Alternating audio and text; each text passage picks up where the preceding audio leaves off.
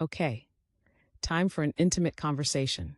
So buckle up for a little TMI, but it's a good subject to have some dialogue around.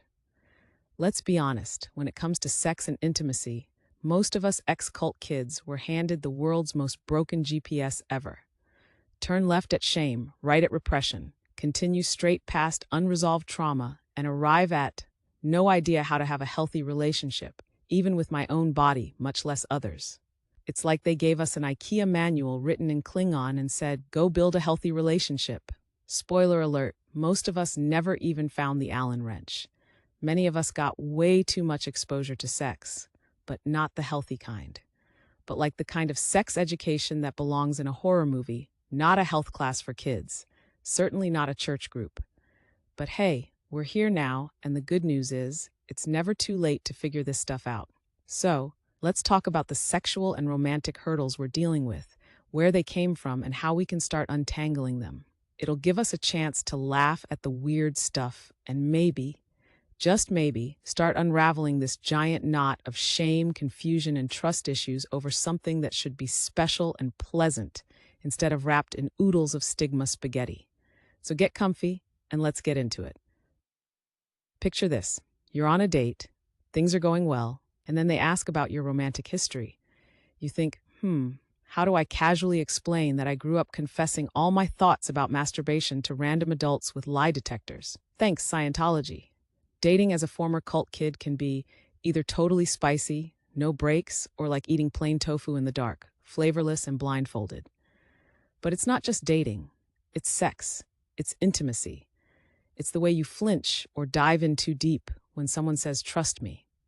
Like it's either a threat or a pinky swear. Growing up, everything about sex and intimacy was just plain weird. First off, Scientology had this fun little idea that you weren't really a kid. You were an adult in a small body. So no need for child protections or, basic understanding of what being a kid actually means. You were just another cog in the machine, an asset with zero education, absolutely no legal awareness, but a whole lot of adult expectations on you. This was both really powerful and totally dangerous at the same time. Now layer onto that not just being thrust into adult roles and responsibilities, but also exposed to adult content and experiences as a child, and you'll begin to see the slippery slope when age protections are removed. You are now fair game as an adult in every way imaginable, mentally, physically, psychologically, emotionally, professionally, and romantically, so both in your head and your body. Meanwhile, they told us our body's age was just a consideration, and that our bodies were only meat. It may sound evolved until you realize it's code for, hey, you don't actually matter. Taking care of yourself definitely doesn't matter. Only the group matters. And above all, what you contribute to Scientology matters more than anything else. Plus, we don't care if you're only 10. Whatever, you'll be treated like everyone else. No exceptions. And in the likelihood you get pressured into joining staff or trafficked into the Sea Org, well, then you'll be given jobs, schedules, and pressures that are too much for most full-grown adults.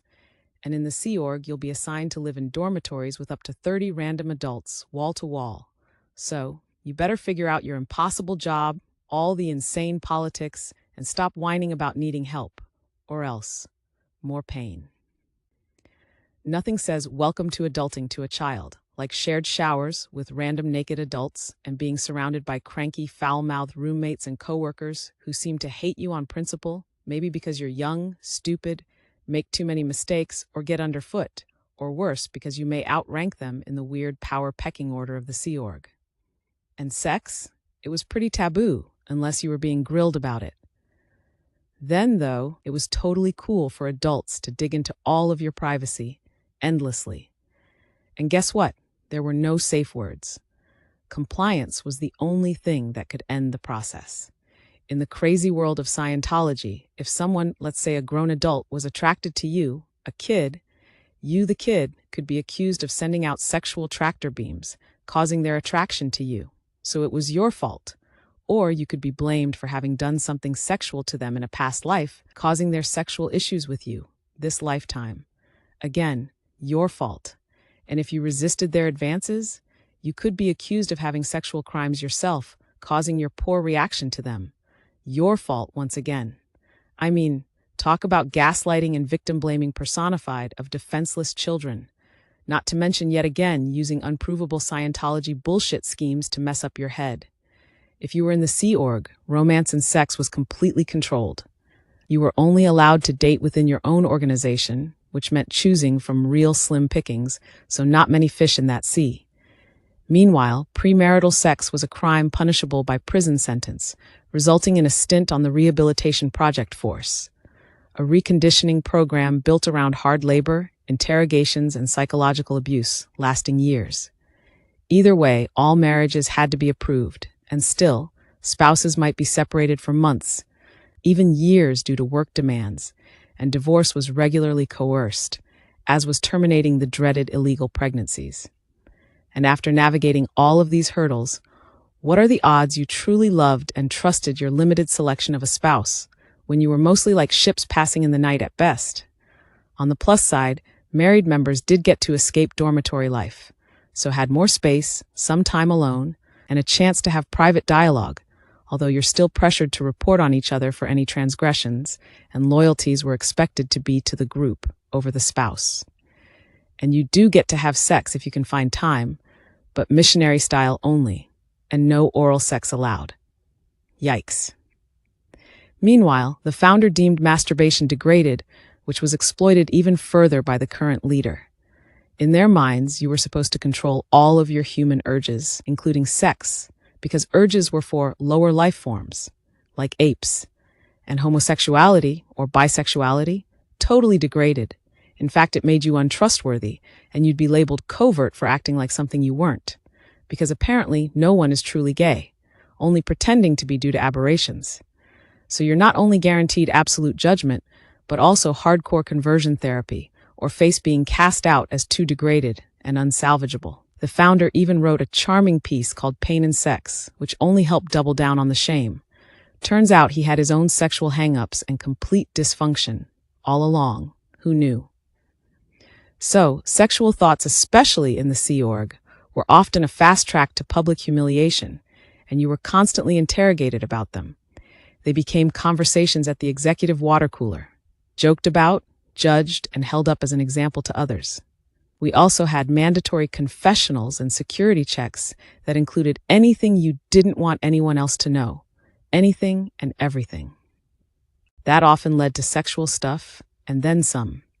Imagine being a kid in locked rooms with a grown adult and a lie detector, being asked super invasive questions about your private everything thoughts, your budding hormones and libido, or worse, having to listen to theirs. If you were a Scientology auditor as a child, because yep, that's a thing, it was even crazier. You were the one guiding and grilling adults through their sexual issues or crimes, from not only this life, but past lives too, while writing down every mortifying detail like a professional stenographer, so it could all be reviewed and judged by other adults later. Oh, and let's not forget about them sometimes undoing their bras, even unzipping or taking off their tight pants if that helped them get comfy in session. Yeah, it's exactly as sketchy and gross as it sounds. Or maybe you were a child ethics officer and had to interrogate adults about their crimes and sex lives. Or you were a kid on the receiving end of adults doing that to you. Maybe you had to complete uber-invasive life history forms required to join the Sea Org or get promoted that included everything sexual, ever. Or maybe you were a kid made to review all those life histories of others. Ugh. For the most part, as kids we were left to navigate this all ourselves. Whether in the Sea Org or not, we were prey for predators who loved the idea that we believed we were adults, or took advantage of the fact we were unsupervised. Imagine the complete devastation to our innocence and our understanding of privacy and boundaries. Imagine what sex became to us, how desensitized and confused we would be, losing our sense of self and any sense of our own bodies. Fast forward to today, and here we are, trying to navigate relationships with all that ridiculous baggage. Some of us swung hard into hypersexuality, hooking up with strangers so we wouldn't have to trust anyone, using sex as a way to control intimacy. If I give them my body, I won't have to let them into my inner sanctum, like my mind or my heart. Others of us avoid sex entirely, treating it as unsafe or something dirty, shameful, or unpleasant. And intimacy? That's even harder. Letting your guard down?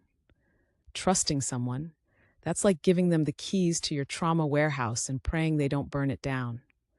When you're raised not to trust anyone, including yourself, opening up to someone feels like handing them a loaded weapon, because as kids, that's exactly what it was like. We had no free will, and everything was regularly used against us. And growing up without any personal boundaries allowed makes it nearly impossible to recognize, set, or respect them as adults. We either overshare too quickly or build walls so high no one can possibly get in. So now what? The first step? Laugh at it. Seriously. Yes, humor is how we survive this crazy. Like the first time someone told you masturbation is normal and you were like, wait, you're saying I don't need to write a 50-page confession about my private escapades? Or the time you realized your sex education, growing up, was just a game of don't touch that or you're degraded dodgeball. Or that awkward moment when someone asks you about intimacy and you either start writing out your entire sexual history, time, place, form, and event like you were groomed to do from childhood on, or you just blurt out, oh, it's a mixed fruit salad of repression, guilt, confusion. Laughing doesn't fix it, but it can make it easier to face. Healing doesn't always have to be serious. Share stories with people you trust. Like that time you confidently told someone masturbation was for low-toned beings, because that's what you were taught.